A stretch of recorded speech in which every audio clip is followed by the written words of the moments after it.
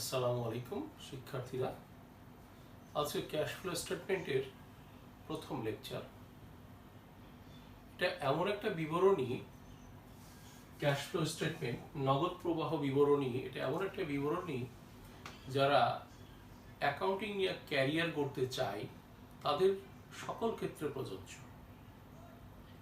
এটা honours second ইয়ারে দরকার, থার্ড ইয়ারে দরকার, মাস্টার্সে দরকার, চাকরি করতে গেলে দরকার, ব্যাংকিং জব করতে গেলে দরকার। এটা অত্যন্ত গুরুত্বপূর্ণ একটা বিবরণী। অ্যাকাউন্টিং এর ভাষায় এটাকে বলা হয় হিসাব বিজ্ঞানের তৃতীয় ইম্পর্টেন্ট বিবরণী। ইম্পর্টেন্সের দিক দিয়ে এটা 3 নম্বর। এক হচ্ছে ফিনান্সিয়াল স্টেটমেন্ট, 2 নম্বর হচ্ছে ব্যালেন্স শিট, এরপরে ক্যাশ ফ্লো স্টেটমেন্ট। অনেক সময় ক্যাশ ফ্লো স্টেটমেন্ট না জানা থাকলে কোম্পানি সাময়িক অসুবিধার মধ্যে পড়তে পারে।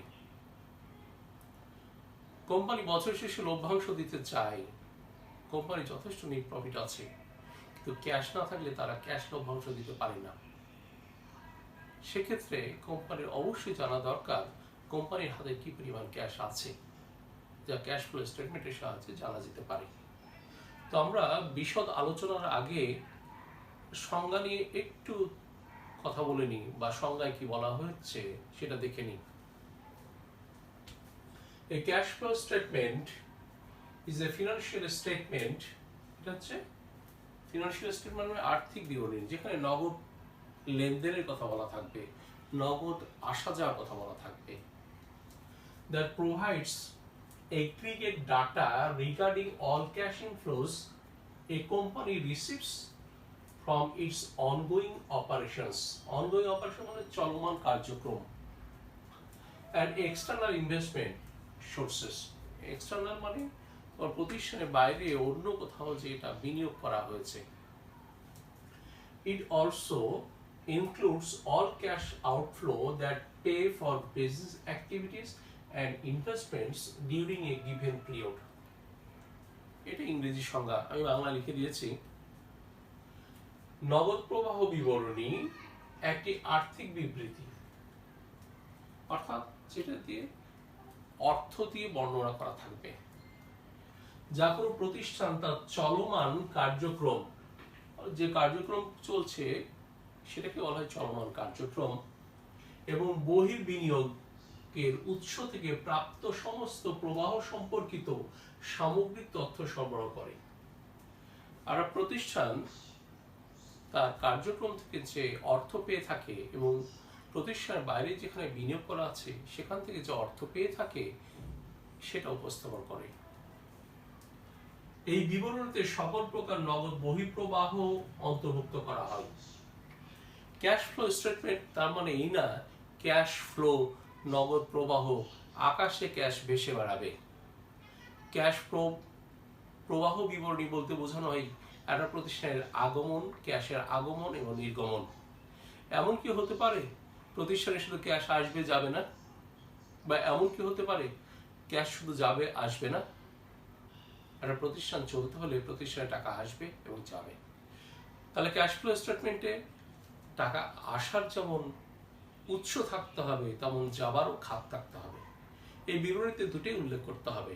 এই জন্য বলা হচ্ছে এখানে চলমান কার্যক্রম থেকে টাকা আসবে, বিনিয়োগ থেকে তুমি কোথাও বিনিয়োগ করলে নিশ্চয়ই তার সেখান থেকে ইনকাম আসবে, বিনিয়োগ থেকে যেটা আসবে সেটা, আর যাবে প্রতিষ্ঠানের সময়কালে ব্যবসায়িক, নির্দিষ্ট সময়কালে ব্যবসায়িক কার্যকলাপ। আর প্রতিষ্ঠান চলতে হলে তার জন্য খরচ আছে, এই ব্যবসায়িক কার্যকলাপ চালানোর জন্য খরচ সেটা দেখাতে হবে, এবং বিনিয়োগের জন্য প্রদান করা হয়ে থাকে, এবং যার যে কিছু টাকা বিনিয়োগের জন্য প্রদান করা হয়ে থাকে, প্রতিষ্ঠান ফিক্সড অ্যাসেট ক্রয় করতে পারে, প্রতিষ্ঠান কোথাও বিনিয়োগ করতে পারে, কাউকে লোন দিতে পারে। তাহলে সামগ্রিকভাবে বলা হয়েছে বা সংক্ষিপ্তভাবে বলা হয়েছে প্রতিষ্ঠানে যে একটা নির্দিষ্ট সময়কালে যে নগদ টাকা আসে যার নাম হচ্ছে আন্তঃপ্রবাহ বা ইনফ্লো, সেটা নিয়ে, এবং প্রতিষ্ঠানের জন্য, প্রতিষ্ঠানের কার্যক্রম চলার জন্য এবং বিনিয়োগের জন্য যে টাকা চাই তাকে বলা হয় বহিঃপ্রবাহ।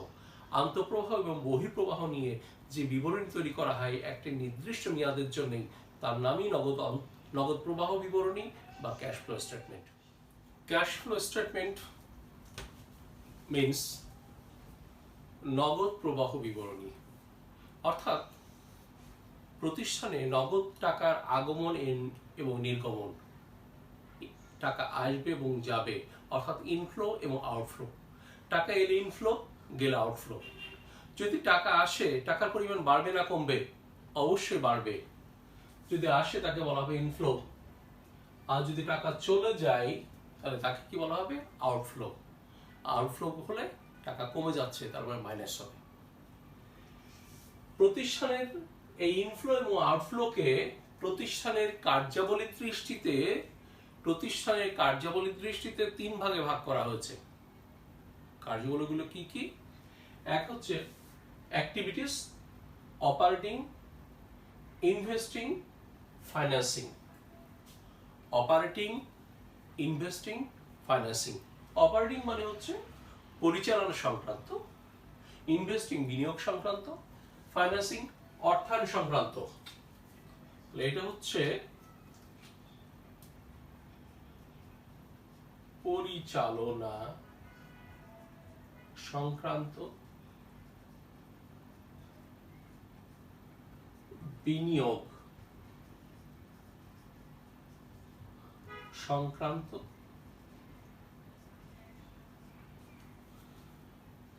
অর্থায়ন সংক্রান্ত। এই প্রতিষ্ঠানের কার্যাবলীকে 3 ভাগে ভাগ করা হয়েছে। তাই একে বলা হচ্ছে operating activities, investing activities, financing activities. আমরা যখন অঙ্ক করব বা একটা সলিউশন করব, সলিউশনের মধ্যে ক্যাশ ফ্লোকে 3 ভাগে ভাগ করব, 3টা অ্যাক্টিভিটির সাহায্যে উপস্থাপন করব। যখন অঙ্ক করব তখন বলবো বাকিটুকু। এরপর আমরা দেখি এখানে 2টা মেথডস আছে, একটা ইনডাইরেক্ট মেথড, একটা direct method. Indirect method, direct method. তাহলে আমরা দেখতে পাচ্ছি 2টা মেথড আছে এবং 2টা মেথডে 3টা অ্যাক্টিভিটি। এরপরে আসি, এই question contains 2 types of information. তোমাকে প্রশ্নে 2 রকম ইনফরমেশন দেওয়া থাকবে অঙ্ক তো সলিউশন করার জন্য। একটা প্রশ্ন দেওয়া থাকবে এবং সলভ করতে বলা হবে, এবং যে প্রশ্নটা দেওয়া থাকবে সেখানে 2 ধরনের তথ্য থাকবে। 2 ব্যালেন্স শিটস, 2টা balance sheet, previous and current year, গত বছরের, বিগত বছরের এবং চলতি বছরের, এবং সাম অ্যাডজাস্টমেন্টস, কিছু সমন্বয় দেওয়া থাকবে। অর্থাৎ ওই 2টা ব্যালেন্স শিট এবং সমন্বয় নিয়ে তার সাহায্যেই ক্যাশ ফ্লো স্টেটমেন্ট তৈরি করতে হবে। এবার আসো ব্যালেন্স শিটে কি থাকে। আমরা জানি ব্যালেন্স শিটে থাকে অ্যাসেট এবং লায়াবিলিটি। কি থাকে? অ্যাসেট এবং লায়াবিলিটি। এই অ্যাসেট এবং লায়াবিলিটি গুলো আমরা কোথায়, কোন অ্যাক্টিভিটিতে আমরা পোস্টিং দিব, সেটাই হচ্ছে মুখ্য বিষয়। আমরা জানি অ্যাসেটের প্রকারভেদ আছে, লায়াবিলিটির প্রকারভেদ আছে। আমরা দেখে নিই অ্যাসেট কয় রকম এবং কোথায় বসাবো, লায়াবিলিটি কয় রকম এবং কোথায় বসাবো। আমরা জানি অ্যাসেট মূলত 4 রকম: current asset, fixed asset, intangible asset, fictitious asset. Liability 2 রকম, একটা এক্সটার্নাল, ইন্টারনাল। এক্সটার্নাল লায়াবিলিটি 2 রকম, current, long term. Internal liability stock holders equity বা শেয়ার ক্যাপিটাল। তাহলে ব্যালেন্স শিটে যে ইনফরমেশন দেওয়া থাকবে অ্যাসেট এবং লায়াবিলিটির, অ্যাসেট এবং লায়াবিলিটি গুলো আমরা ভাগ করে নিব, ক্লাসিফাই করে নিব, তারপর আমরা পোস্টিং দেব। এবার আসি কারেন্ট অ্যাসেট কোথায় পোস্টিং দিব আমরা। Current asset operating activity. Current asset কোথায়? এটা operating activity. Fixed asset investing activity. intangible asset operating activity, fictitious asset operating activity। তাহলে আমরা অ্যাসেট গুলো দেখে আমরা ঠিক করে নিলাম আমরা কোথায় কোথায় পোস্টিং দেব। এরপরে আসো লায়াবিলিটি, কারেন্ট লায়াবিলিটি।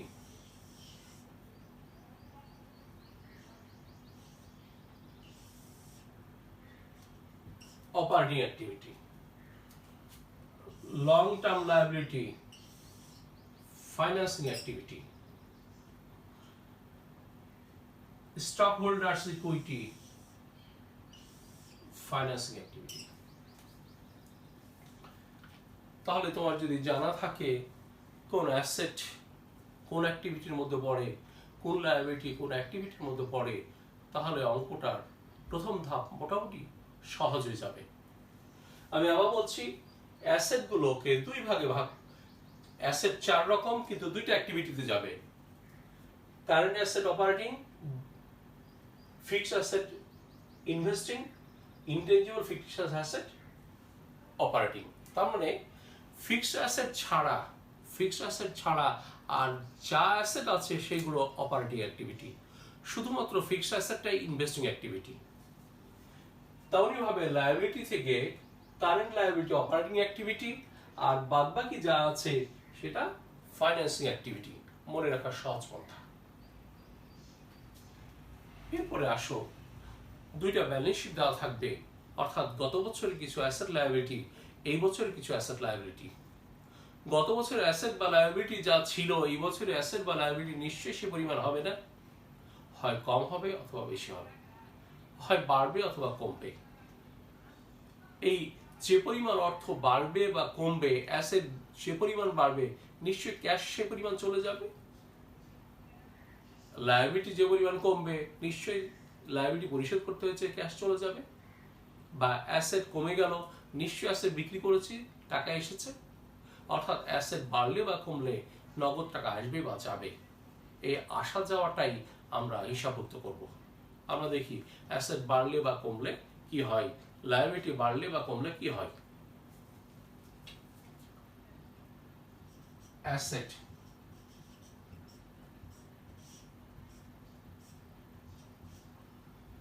বাড়লে ইনক্রিজ হলে মাইনাস, কমলে ডিক্রিজ হলে প্লাস। অ্যাসেট বেড়েছে, আমরা কিন্তু ক্যাশ ফ্লো স্টেটমেন্ট করছি, অ্যাসেট হিসাব করছি না। তোমার বাসায় দুইটা কম্পিউটার ছিল, আরেকটা কম্পিউটার কিনে এনেছো। কম্পিউটার কয়টা হয়েছে? তিনটা। একটা বেড়েছে না কমেছে? অবশ্যই বেড়েছে। কম্পিউটার বেড়েছে, তার মানে অ্যাসেট বেড়েছে। কিন্তু কম্পিউটার কিনতে গিয়ে নিশ্চয়ই টাকা চলে গেছে, তার মানে ক্যাশ কমে গেছে। আমরা ক্যাশ ফ্লো স্টেটমেন্ট করছি, ক্যাশ চলে গেছে, কমে গেছে, তাই বিয়োগ। অ্যাসেট বেড়েছে কিন্তু ক্যাশ কমে গেছে, বিয়োগ। তেমনই ভাবে অ্যাসেট কমে গেছে, তোমার 10 কাঠা জমি ছিল, 3 কাঠা জমি বিক্রি করে দিয়েছো, সম্পত্তি কমে গেছে, বিনিময়ে ক্যাশ পেয়েছো, তবে ক্যাশ এসেছে। অর্থাৎ অ্যাসেট কমলে টাকা আসে।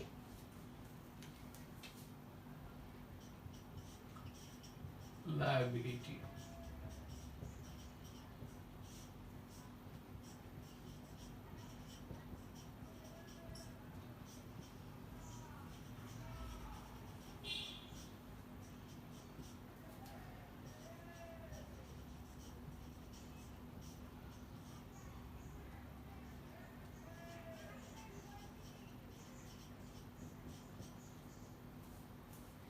লায়াবিলিটি বেড়েছে।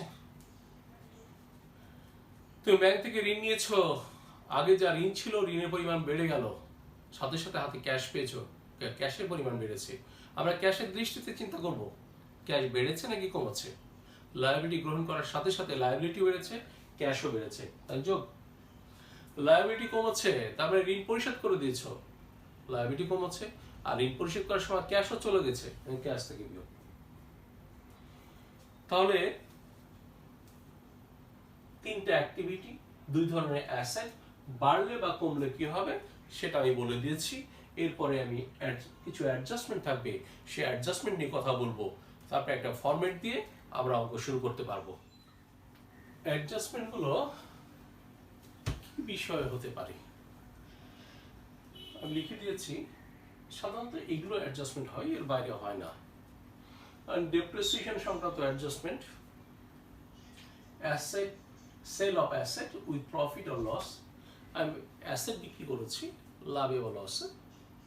সাধারণত অ্যাসেট বিক্রি করে হয় লাভ হয় অথবা লস হয়, এক্সাক্ট প্রাইসটা পাওয়া নাও যেতে পারে, হয় কম পাওয়া যেতে পারে অথবা বেশি পাওয়া যেতে পারে। যদি তোমার বুক ভ্যালুর চেয়ে বেশি মূল্যে বিক্রি করো তাহলে লাভ, প্রফিট। আর যদি বুক ভ্যালুর চেয়ে কম মূল্যে বিক্রি করো তাহলে লস, হয় লাভ হবে অথবা লস হবে। Asset purchase by issuing shares or mortgage. Asset ক্রয় করা হলো শেয়ারের মাধ্যমে বা ঋণের মাধ্যমে। তোমার হাতে টাকা নাই, অ্যাসেট দরকার, একটা কোম্পানির কাছ থেকে অ্যাসেট নিয়েছো, বিনিময়ে তোমার কোম্পানির শেয়ার দিয়েছো, অথবা ঋণ নিয়ে শেয়ার কিনেছো, ঋণ নিয়ে অ্যাসেট কিনেছো। Loan converted to share. অনেক সময় তোমার কোম্পানি লোন আছে, দীর্ঘমেয়াদী লোনে গুলোকে শেয়ারে কনভার্ট করে দিয়েছো। যারা তোমাদের কাছে টাকা পেত তাদেরকে বলেছো ঠিক আছে আমাদের কোম্পানি শেয়ার দিয়ে দিচ্ছি, এখন ঋণটাকে তুমি শেয়ার হিসাবে গণ্য করলা। Dividend paid. বছর শেষে শেয়ার হোল্ডারদের লভ্যাংশ দিতে হয়। এই লভ্যাংশ দুই রকম, একটা নগদ, একটা শেয়ার। যদি নগদ লভ্যাংশ দেওয়া হয় তাকে বলা হয় ক্যাশ ডিভিডেন্ড, আর যদি নগদ লভ্যাংশ না দিয়ে কোম্পানির শেয়ার দেওয়া হয় তাকে বলা হয় স্টক ডিভিডেন্ড। লোন রিপেড। অনেক সময় লোন গ্রহণ করেছো, এটা পরবর্তী সময়ে তোমার হাতে যখন টাকা এসেছে তা পরিশোধ করে দিয়েছো। তাহলে মোটামুটি এই অ্যাডজাস্টমেন্টগুলোই থাকে, এর বাইরে থাকে না। তবে এর মধ্যে সবচেয়ে ইম্পর্টেন্ট অ্যাডজাস্টমেন্ট এটা।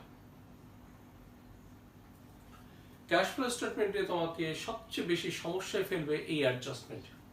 এই অ্যাডজাস্টমেন্টটা যদি বুঝতে পারো, সঠিকভাবে করতে পারো, ক্যাশ ফ্লো স্টেটমেন্টের মধ্যে অন্তর্নিহিত বা জটিল কোনো সমস্যা আর থাকবে না। এটা নিয়ে আমি পরের ক্লাসে আলোচনা করব। আজকে বাকি যে প্রয়োজনগুলো আছে বা বাকি কিছু বিষয় নিয়ে আলোচনা করব। আমরা দেখি ডেপ্রিসিয়েশন এক্সপেন্স, এটা এক ধরনের নন ক্যাশ এক্সপেন্স। নন ক্যাশ এক্সপেন্স মানে যে খরচের ফলে নগদ টাকা তোমার প্রতিষ্ঠান থেকে যাচ্ছে না, কিন্তু খরচ।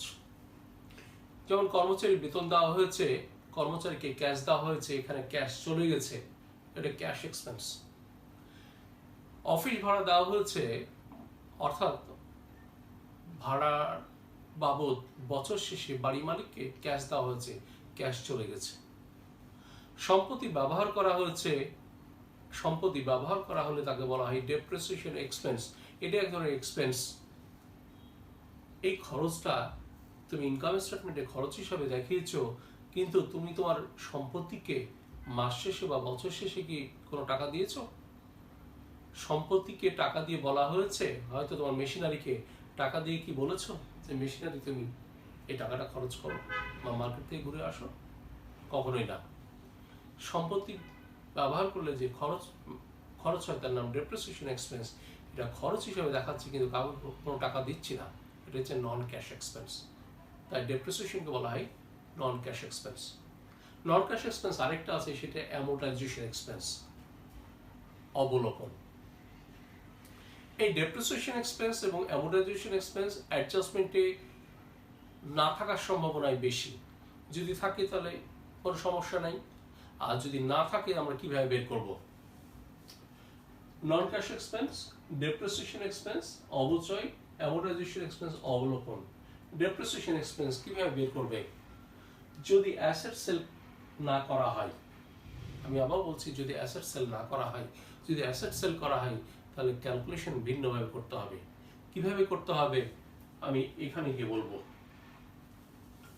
যদি অ্যাসেট সেল না করা হয় তবে অ্যাকুমুলেটেড ডেপ্রিসিয়েশনের পার্থক্যই ডেপ্রিসিয়েশন এক্সপেন্স। তোমাকে দুইটা ব্যালেন্স শিট দেওয়া থাকবে, গত বছরের অ্যাকুমুলেটেড ডেপ্রিসিয়েশন দেওয়া থাকবে এবং এই বছরের অ্যাকুমুলেটেড ডেপ্রিসিয়েশন দেওয়া থাকবে। ধরে নাও গত বছরের অ্যাকুমুলেটেড ডেপ্রিসিয়েশন ছিল 1 লাখ, এই বছর আছে 1,20,000, তাহলে অ্যাকুমুলেটেড ডেপ্রিসিয়েশনের পার্থক্য যে 20,000, এই 20,000ই ডেপ্রিসিয়েশন এক্সপেন্স। অ্যামোর্টাইজেশন এক্সপেন্স, অবলোপন। যদি ইনটেনজিবল অ্যাসেট যেমন গুডউইলকে বলা হয় ইনটেনজিবল অ্যাসেট, এবং ফিকটিশিয়াস অ্যাসেট অলিক বা কাল্পনিক সম্পত্তি, যে সম্পত্তির বাস্তবিক কোনো মূল্য নাই, সাধারণত দীর্ঘমেয়াদী খরচ। তুমি ফার্নিচার কিনে নিয়ে এসেছো এটা তোমার ফিক্সড অ্যাসেট।